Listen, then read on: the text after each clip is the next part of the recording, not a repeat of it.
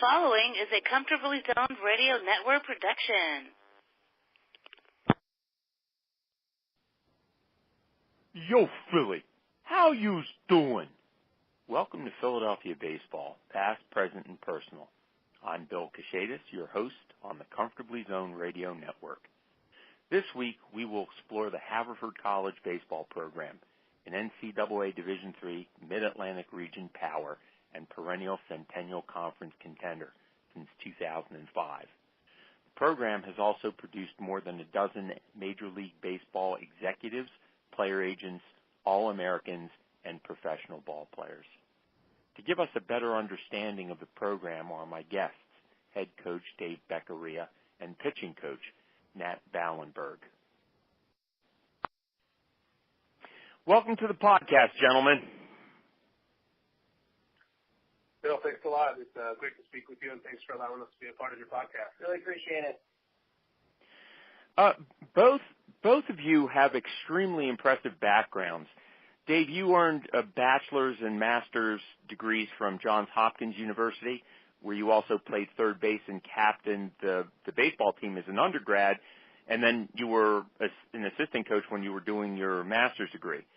And since becoming head coach of the baseball program at Haverford in 2000, you've already set a school record for most wins with 371, and your teams have won the Centennial Conference Championship and competed in the D3 Mid-Atlantic Regional in 3 of the last 6 seasons.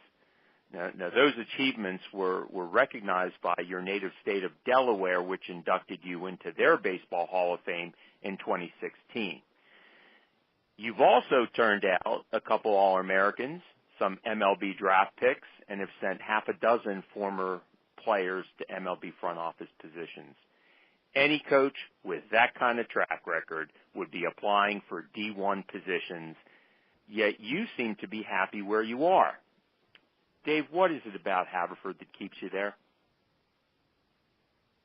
I think it's really the people and primarily the student athletes we get to coach. I mean, we're dealing with some extremely smart, multi-talented guys who, are just wired to try to be great in everything that they do, and it's an exciting atmosphere to be in. And our guys are really mature and responsible, and as a coach, that allows you to kind of focus on the things that are going to help your team improve. And I don't have to worry about micromanaging everyone's daily schedules because I know our guys are motivated to be great in the classroom and on the field. So that's one of the main reasons. The other one is, I really like Haverford College.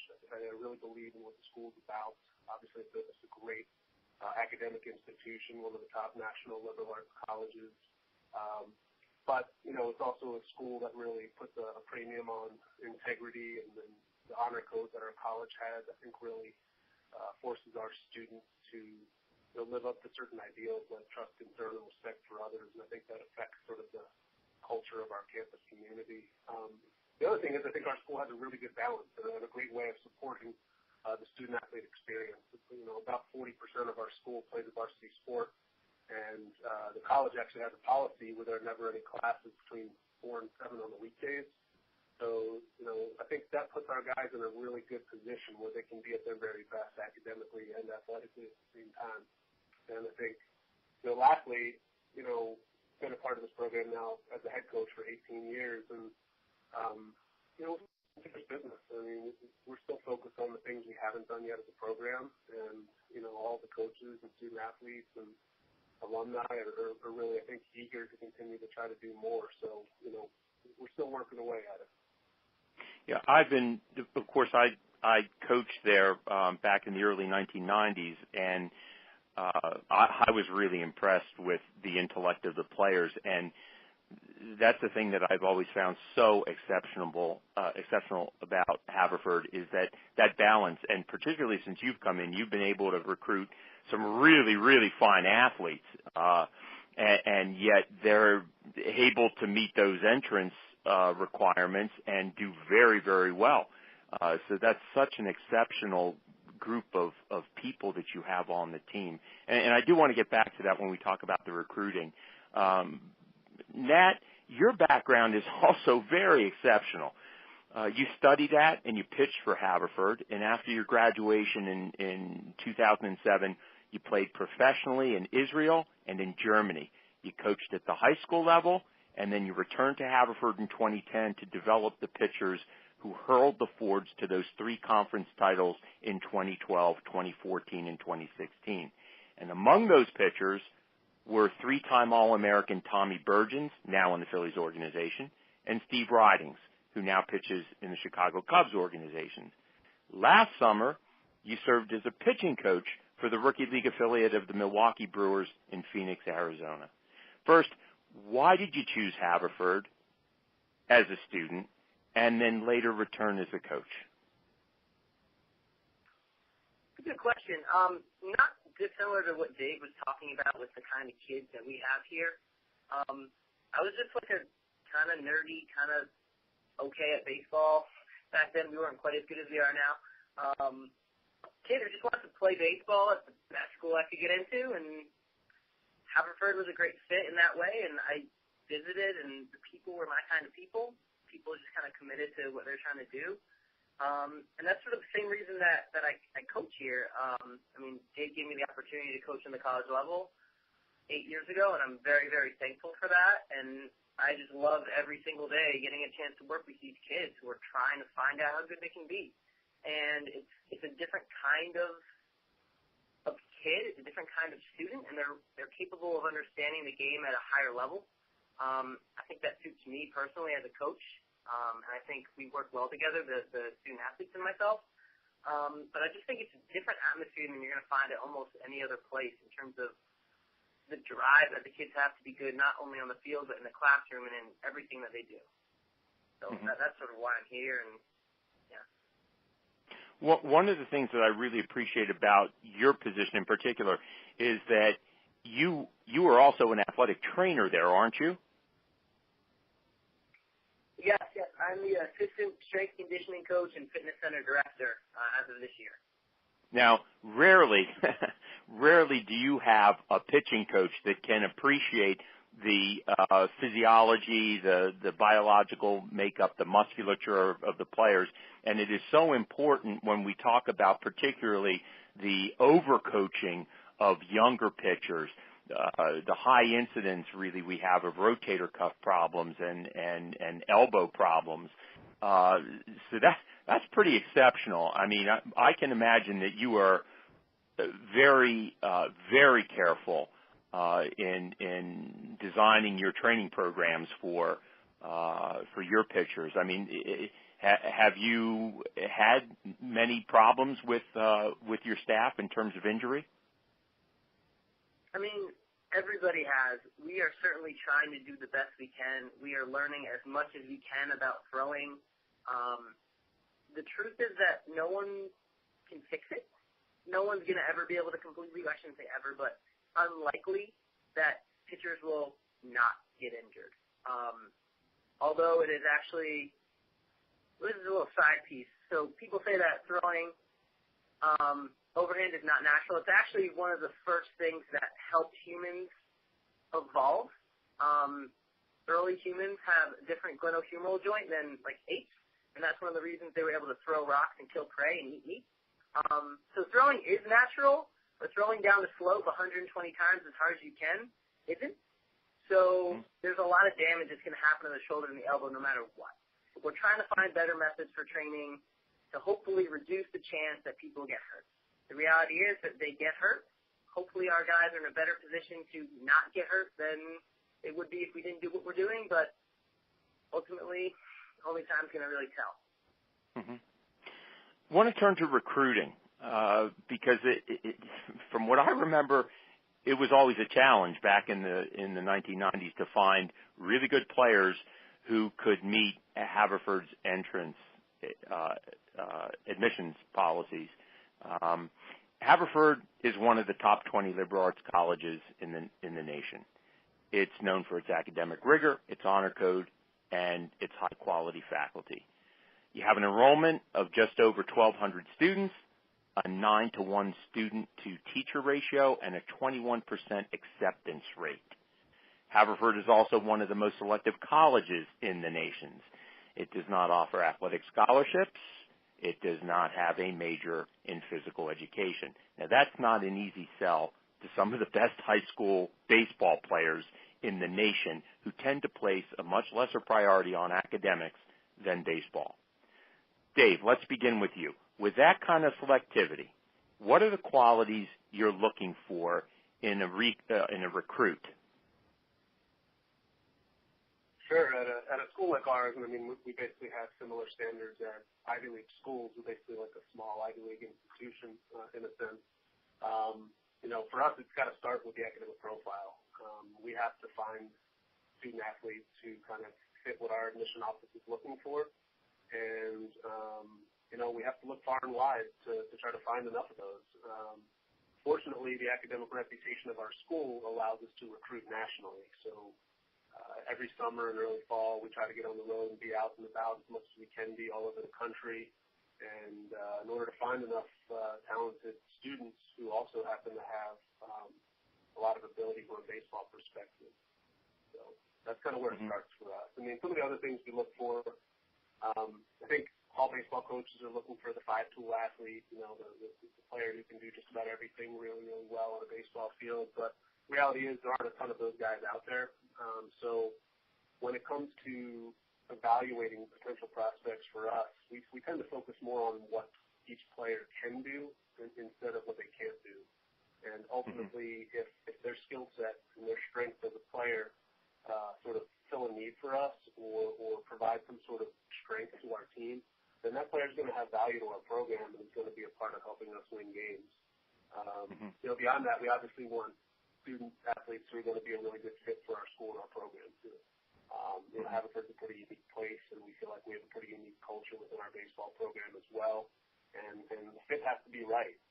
We take a lot of pride in sort of the team dynamic that we have and the culture we've developed over the years. And, it's really important that we don't sacrifice that for just bringing in a talented player of some sort.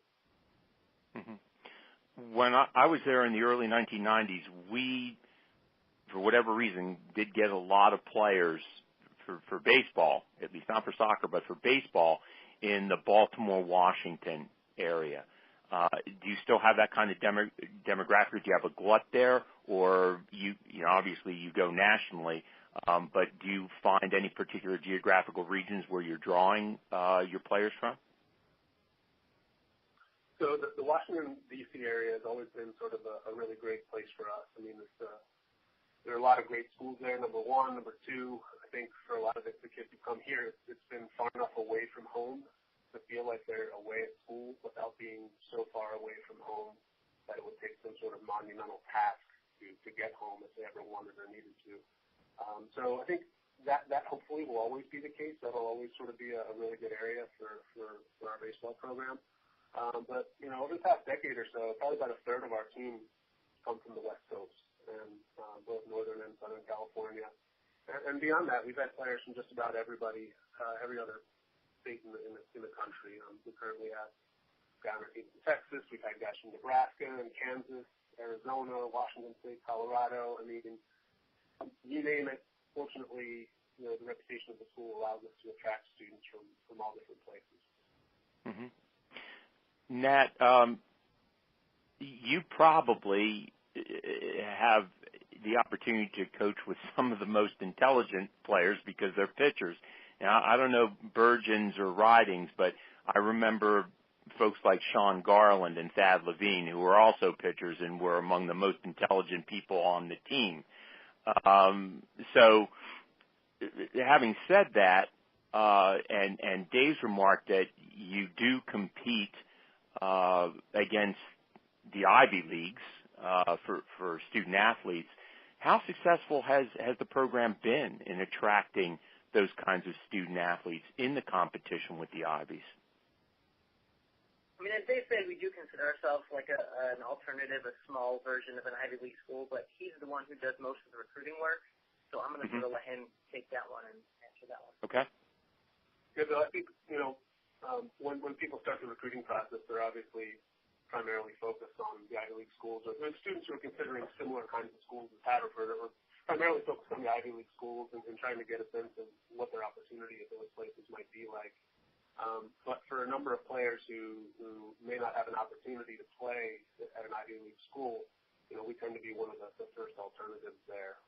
And then there have been cases, too, where the very few times that we'll win sort of a head-to-head battle with an Ivy League school come down to maybe somebody who would just be on a roster at the Ivy League institution. But, if they came to Haverford, they could play right away, play a significant amount during their 4 years and really make an impact on our program. And I think depending on the individual, it may be more of what they're looking for. So but there's a little bit of a trickle-down effect when it comes to the recruiting process. And I think most of the country, most of the student athletes out there start with Division I schools in mind. And ultimately, it takes a little while before they can kind of understand that there's some really good baseball being played in a lot of other places too. Mm-hmm. Nat, you graduated in 2007, so you were still there when Greg Kannerstein was there, but in a different position. Did you have occasion to know Greg at all?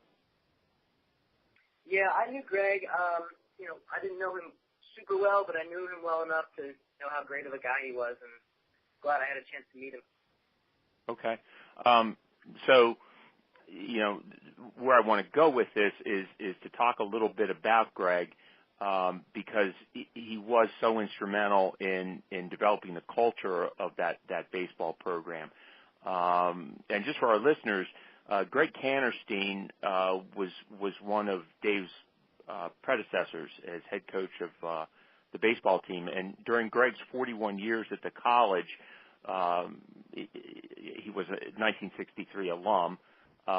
Greg served in many different roles, including dean, athletic director, admissions director, and head baseball coach. During those years, he touched the lives of many students and even those of us who coached for him. In many respects, he was the conscience of the college, making sure it adhered to its academic and ethical mission. Maybe, Dave, you can speak to how his influence shaped the baseball program, and Nat, if anything comes to mind, please just jump in. Yeah, first of all, I think we all at Haverford kind of see Greg as the modern-day father of our baseball program. He was many things to many people at our institution, and he was an icon in our community. But for the baseball players who had the chance to either play for him or know him as athletic director, a very special place in their heart. Mainly because Greg was all about relationships. Greg really liked people. He liked Haverford College a lot, as evidenced by his 40 years working here. But, he really liked people. And I think nothing gave him greater joy than sort of connecting people with their passions. And I think he did a tremendous job of really establishing a great alumni network here at our school, where I think, our alums really take good care of each other. They certainly look out for the current student athletes, and that culture of service and thoughtfulness, I think, exists today. And when we took over, and Greg was actually the athletic director who hired me, when we took over, there was a really positive culture already in place. The guys on the team really liked playing. They liked each other. They really had a good, positive experience overall at school. And, we wanted to make sure that stayed intact, and all we tried to do was sort of build around that to some degree. And, I think hopefully we just see ourselves as stewards of Greg's program, and we can kind of keep his spirit alive by sort of how we conduct ourselves. Mm-hmm. One of the things we as Quakers say is that in our schools and colleges, Quakerism is something that is caught and not taught. And Greg came to Quakerism in the 1960s as a student at Haverford, and he's a perfect example of that saying, caught and not taught. Now, he wasn't a Quaker, but you could have fooled me because he conducted himself like one in so many ways. Now, although Haverford College is no longer officially affiliated with the Society of Friends, Quaker values like diversity, and social justice still permeate the campus culture and in many respects influence the lives and the careers of the graduates.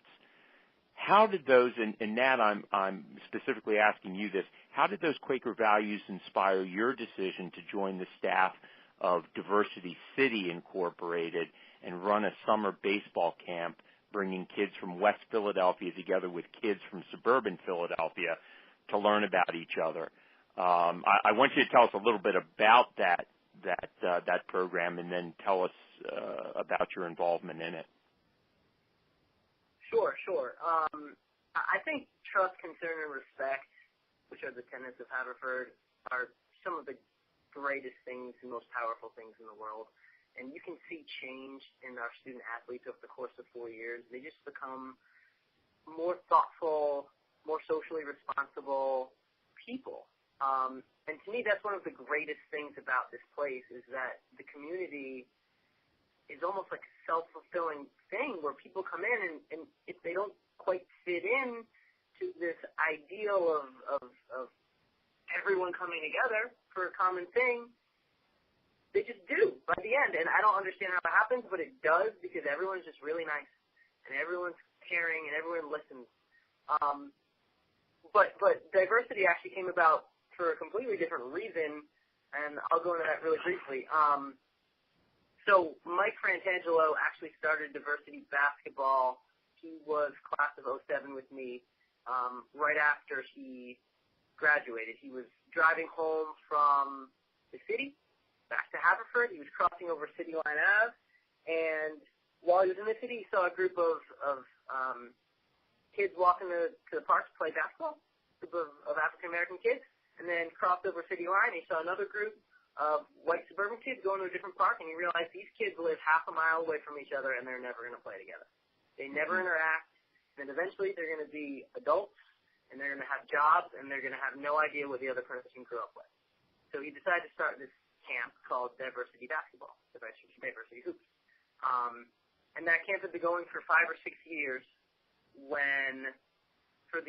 so I did my graduate work at Northeastern University. I got my master's in sports leadership. And sort of the culmination of that was to do some sort of a project or thesis. And I didn't want to do a thesis. I wanted to do a project. And I was working in special ed at the time while coaching at Haverford. And I wanted to do some sort of a special ed camp. And I found out that there was one already called the Challenger League that did some stuff for the special ed community. And I was talking to Sonny, Mike Frantangelo, about diversity. And I was like, hey, do you think I can maybe do a baseball version of your basketball program? He was like, absolutely. I'd love for that to happen. We've been looking to expand, and that year we had diversity baseball. And this year will be the 5th year of it. And we've grown every year. The last 2 years we've had 35 to 40 kids, half from the city, half from the suburbs. We have scholarships for the kids coming from the city, and they come together, and they play, and they have classroom sessions. And they get to interact with people they otherwise wouldn't interact with. So hopefully one day in 10 or 20 years, they're sitting across the boardroom from each other, and they know exactly what the other person's dealing with growing up. And they've learned all these lessons about life from this camp. And something I'm actually really, really proud of, and I think is a great program. And there's no way I would have even thought about that before Haverford. I mean, I didn't think about things like that at all growing up. Never did. Never thought about it. Come here, live in this community, work with these wonderful people, and all of a sudden your whole scope changes, and try to do some good in the world. Yeah, it is. I have not directly experienced that camp, but you were kind enough to hire my middle son, Peter, who worked that camp, I guess, 2 summers ago, and heard all about it when he came home from supper and just raved about it. So it is a special camp. I did not know, by the way, that of your work at Northeastern or your interest in special needs. I've been very involved in the Challenger program in our Little League because I have my youngest son's autistic, and hopefully one day we'll be able to start a similar camp for those special needs kids. But that your work there is really appreciated. Dave, if you want to do that, I would jump in on that. Thank you. You might be sorry you made that offer. Dave, I want to look a little bit, talk a little bit about this Moneyball approach that Major League Baseball seems to be enamored of, because it seems like the Haverford College pipeline to these Major League front offices has been very attractive to clubs because of the abilities of some of your former players. We know if we look at the MLB today that analytics and cost efficiency tend to drive front office decisions, often at the expense of traditional scouting practices and front office personnel who come from the playing ranks. Now, on the other hand, the Moneyball approach has opened doors into the MLB for Haverford alum who are intelligent, articulate individuals who might not have played at the pro level but have a deep passion and respect for the game. There are folks like Josh Burns, the Dodgers Senior Vice President of Baseball Operations, Thad Levine, the General Manager of the Twins, and Eric Lee, the Reds Director of Baseball Operations. And the way Nat's career's going, it might be him too soon, which I hope not for a lot of selfish reasons. Is this Moneyball approach, in your estimation, the reason why Haverford has been so successful in producing alum for the MLB front offices, or are there other factors that are involved? I think there are a few things. I mean, obviously, in the whole Moneyball era, there's been a pretty big culture shift from, no longer do you have to have played professional baseball in order to be able to work in professional baseball. Now all the organizations are looking for really smart, really dynamic people who have pretty diverse skill sets and are capable of doing a lot of really great things. So that's part of it. I mean, that fits with the kinds of students that Haverford College produces. We have, our students leave here with amazing critical thinking skills and communication skills, and they're able to interpret data quickly and synthesize it and then interpret it. And, I think it fits right with kind of what a lot of the major organizations are looking for. So I guess a lot of these guys came around at the right time. But, we talked about Greg Anderson earlier, and I think, he's really the guy that kind of started this whole tree in professional baseball. Another Haverford. Mm-hmm. I'm looking at, when I look at the backgrounds of Josh, Thad, and then hear about the backgrounds of the players. Right. Pardon? Yeah. I'm sorry? I was just saying, like, Greg knew that what Ron was doing in the business, and he's the one who kind of connected Josh Burns and Josh's passion to try to break into the industry. He connected Josh with Ron, and Josh got a job with the Cleveland Indians at that point. And then, just the ability for Greg to make connections and to put people in touch with each other, I think built a really great network. And then the thing I think that has sort of sustained our network in professional baseball, because we have an increasing number of people who keep getting jobs in front offices, is that the relationships with Haverford are really close, and they're really close bonds that are developed for 4 years. But those relationships last a lot longer than the 4 years of college. And so, we have alums who graduated 20, 30 years ago who still take the time to mentor and guide the current students who are trying to break into a certain industry. And for a lot of our guys recently, they wanted to try to get into Major League Baseball. Unfortunately, we've had people on the inside who can not necessarily give them a job, but show them. Mm-hmm. Yeah, I'm sorry, cut you off there. I did notice, however, that over the years, a common denominator with many of these folks who move on to the MLB, and in fact, just the common denominator of many of the baseball players, is that they're economics majors, which, Nat, you were an economics major, right? Yeah. And correct me if I'm wrong, but those student athletes who are doing economics are required to do a senior thesis, and many of them choose baseball or sports as the subject of that thesis, correct? Yes, that is correct.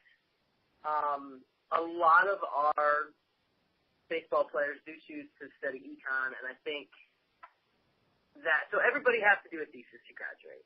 And I think one of the things about an economics thesis that sort of lends itself to these players going on to work in pro ball is sort of the analytical side of it. You have to have an analytical mind, and the fact that you have this sort of independent thesis, you have to create a project, and then you have to see that project through, think about it, do the work, and then at the end you wind up having something really cool that you can present to front offices and show, hey, I came up with this idea, I followed through, here's the information. And it's a pretty impressive thing to have as a 22-year-old. Mm-hmm. Now, you did a thesis, correct? I did, yeah. I wrote about clutch pitching in baseball. Okay. Now, how did that research give you a better understanding of the way Major League Baseball operates today?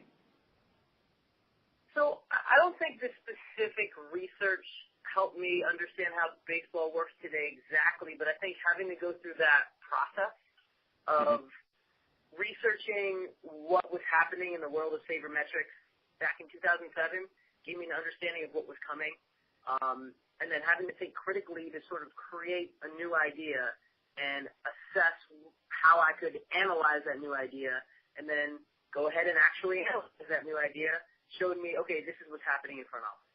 And that's sort of what's happening now in Major League Baseball and the scenes, and it's starting to be what happens in player development. There's a lot more numbers, there's a lot more data, there's a lot more people thinking critically and analytically about the game. So I think, having to do that thesis allowed me to sort of think in the same way that people in the front office of Major League Baseball need to think. Now, was that reinforced this last summer when you were in Arizona with the Brewers? So that role was, I think one of the things that's happening, like I was saying, is that the analytical side is moving to player development. And I think that's one of the reasons that someone like me was given that job and given that opportunity, because they want people who think a little bit differently.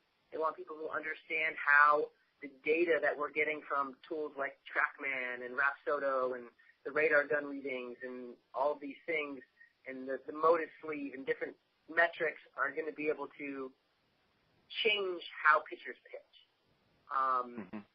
Exit velocity of contact on sliders and O2 count, how does that affect how often a pitcher throws a slider and O2 count? So if you can understand sort of the data behind it, it can help you develop the player. So I think that's why more and more player development people are also no longer former professionals, because they need to be able to understand that data, take that data, synthesize it, and make it relatable to the player, and then either have that player change what they're doing or change how they're going about what they're doing or change how they're training to do something differently. So I think that's sort of how that played out for me this summer. Dave, with a coach like that, it seems like you're on the cutting edge of baseball because you're applying this stuff, at the college level. So Nat is your pitching coach.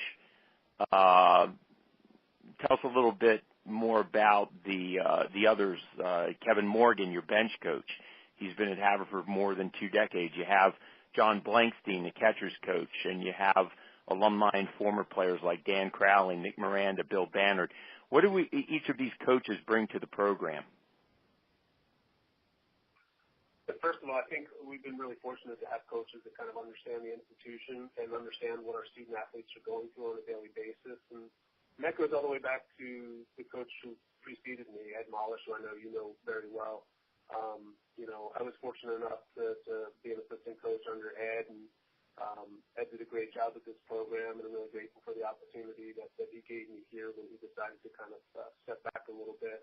But, it's not just about having the best coaches, it's about having the best people, too. And I think the fact that relationships are so important for our program. The ability to have people who can build a very special rapport with the guys on our team is essential. And so, Kevin Morgan was sort of the glue that held the program together for years.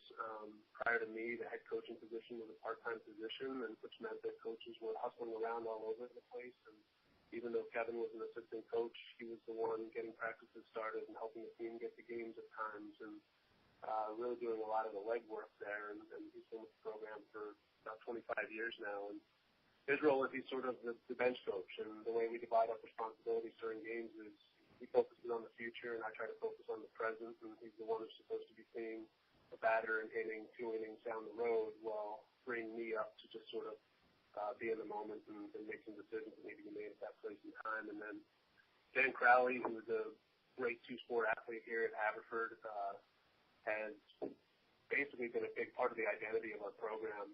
When we started here, Dan really transformed our base running, and we've really been known for how hard and how fast we run the bases, and we're typically in the top 5 or 10 in the country in stolen bases each year, and it's because Dan's really good at what he does, not just from an X's and O's perspective, but because of the attitude he instills in our base runners and the confidence that he gives them.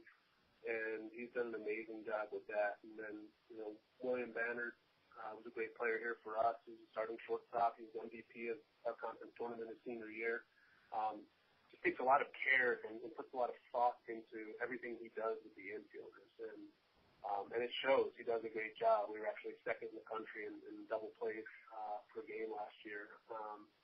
And a lot of it's because of the focus and attention that he's able to give our infielders. And then John Blankstein was new to our staff last year, but he's been an amazing fit. He's just a really great guy who I think does a great job of relating to the players and working with our catchers. And then, we're really fortunate to have Nat. Nat's one of the best in the business. I mean, at any level of baseball, whether it's college or professional, not going to find many better coaches than Nat. And I think even more importantly, he's such a good person too. So, as you were hinting, we're not going to have him forever, but we'll cherish all the time that we have with him while he's here. But certainly he's capable of being a pitching coach just about any place in the country. Nat, tell us about some of the pitchers you've developed, especially the two who were in the MLB draft, Burgeons and Riding. What have been the keys to your success with those two pitchers in particular, but all the pitchers you've had? I think the key to not just those guys, but all the guys is sort of the culture that we have. And those guys are great exemplars of that. I mean, I think Tommy came along at a time when I think he was my third year or something, and he was the best guy on the staff, obviously, but he was also the hardest worker. And when you have your best guy as your hardest worker, it's really hard for everyone else to slack off. They kind of have to work hard. And not only was he our hardest worker, he was a great teammate. So he would go out there and he would bust his butt every day, but he would also help everybody out. And I think from that came sort of this culture of you're going to go out there and you're going to compete with yourself to see how good you can be. And pretty much at this point, we have a whole group of guys who are out there every day competing with themselves to see how good they can be. But the other side of that is they're going to collaborate with each other to help each other. They're not competing against each other, competing against themselves, and then they're helping each other get better. And I think from that, there's this snowball effect where all of a sudden it's not just me. I'm not the coach. I'm one of the coaches. We have 15 coaches. Every one of those pitchers is a coach to themselves and to their teammates. They're holding themselves and each other accountable to get better every day, to test the limits of how good they can be. And, Tommy did a really great job of almost starting that. And so when he left, there was a very tiny little void, but very quickly, Justin Herring and Steve Ridings were studs that next year, and they both had the same thing. They were working their butts off. They're also helping other people. And we've had a ton of other guys never heard of who didn't pitch as a freshman. Grant Finn didn't pitch at all hardly for 3 years, and as a senior led our team to a championship and led our team in innings pitched. And tons of other guys who are injured and don't pitch at all for 2 years but don't ever stop pushing to see how good they can be just to throw an inning or two as a junior. It doesn't really matter to me or to the staff how good you are. It's just, are you going to find out how good you can be? How are you going to support your teammates in that same class? I think that's how we have guys get better. Mm-hmm. Very humble answer, Nat. I mean, you're absolutely right. I mean, it has a lot to do with the players, but some of the stuff that you've done has had remarkable returns. So, but I appreciate it. I appreciate the way both of you gentlemen have represented Haverford because you've done it really well. And I really appreciate your coaching because you're wonderful teachers. I mean, I've seen you on the field, and I've been very impressed with you both. So thanks for your examples as teacher coaches and for doing the podcast. And good luck in the upcoming season. Thanks a lot, Bill. Thanks for having us. Thank you. And thank you, Philly fans, for tuning in. See you next week for another podcast of Philadelphia baseball, past, present, and personal. This is Bill Kashatus, rounding third and heading home on the Comfortably Zoned Radio Network.